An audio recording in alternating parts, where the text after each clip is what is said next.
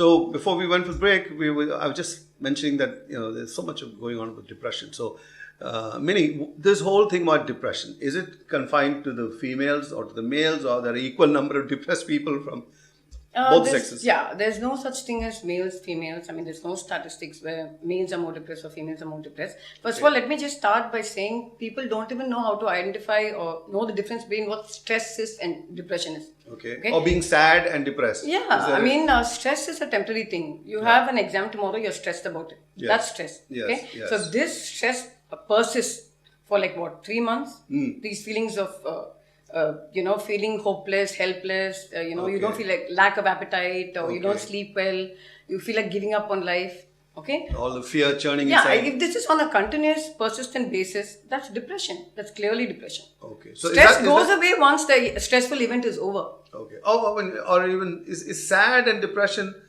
synonymous words? No, sad is just one of the symptoms of being depressed. Okay, that's it. So when somebody in the family dies, you are very attached to, you go into, you're very sad, and sometimes from there people slip into depression. Is that exactly? Is that also? That's very absolutely right. There are certain people who can deal with a death. There are some people who can't. Okay, being sad after a death is very normal. Okay. You mourn for that person, you grieve for that person for let's say even a month. That's all right. Okay. But if this persists, it's definitely depression. For the next 3 to 6 months, you're depressed. Okay. You can't get over the death. Definitely. Right. You don't know how to deal with life and everything. Then you need help. Then you definitely depressed. So when you say help and you say they come to you and then they generally talk, I guess the whole thing is talk based, isn't it? Yeah. So what is it that you will be asking them? I mean, you want to actually recount what all they went through, or you let them ramble? No, I start by asking what happened.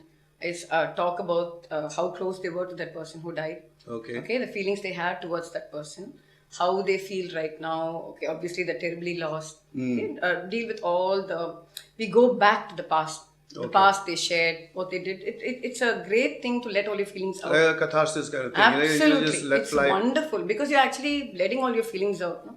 So if you keep on repressing it, you're going to have an emotional breakdown. And is it helpful that you're talking to a stranger rather than somebody in the family who you could have always said the same thing? Very true, yeah. See, I don't think people will be very comfortable talking to their family members or their friends. Someone anonymous like a psychologist, they'll be able to just let go without inhibitions. Okay. They can talk about anything, and I won't be judgmental as a psychologist, right? Family members do tend to be a little judgmental. So. Oh, that's true. But can you spot when he's cooking up stuff? Somebody coming in giving you obvious fabrications. I don't know, I won't say obvious. Definitely. But you can make out a fabrication as opposed to... Within 5 minutes. It's happened to me several times. That's all it takes? Yes. They come, they talk about all kinds of things. Okay, I have this problem that I know that's not genuine. I can spot that in 5 minutes. So you don't chase them out because obviously you have to wait till the end of the session to collect the money from him, and you can't chase them out. No, I do. Or make your money doing all this. Get out of my clinic. No, actually I do. You do? Yes. And how is it? What are the dead giveaways when you know that this guy is just... the kind of way he looks at you. In a very unnerving way. All right. Okay. So you can spot those kind of weird So he's a psychotic character who look like that, or just normal guy? He's a normal guy who comes and he's enamored. He doesn't know what a psychologist does. Okay. Okay. So he sees a pretty woman in front of him, so he deals with her. Like I told you, Okay. we are in some kind, in like a kind of deprived society in some ways. Yeah. Some pockets are deprived. Yes. Okay. So when they see an attractive woman, okay, and they don't even have an issue. They'll just come and stare and then make up problems. So they're willing to pay for just... They're willing to pay for it, yeah. So is your treatment also like the conventional thing where there's a couch and there's a guy lying there? Yeah, that's the last thing I actually need is a couch. Yeah. So no, it's a regular chair desk.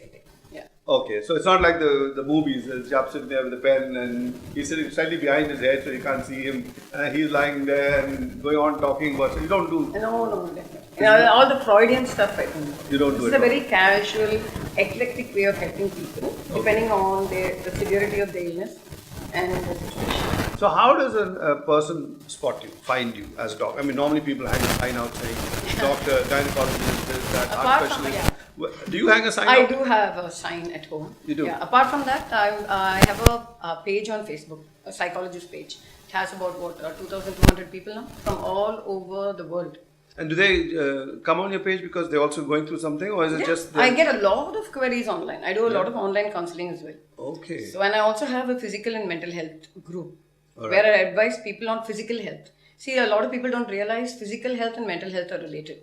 Okay? They're mutually so inclusive. So, unless you have good physical health, you can't expect to have good mental health. Like if you're obese, you're fat, and you're depressed. Of or course, if you're thin. because you're socially isolated, right? Okay. I mean, you're conscious that you're fat. Physically, you can't move around, you get breathless.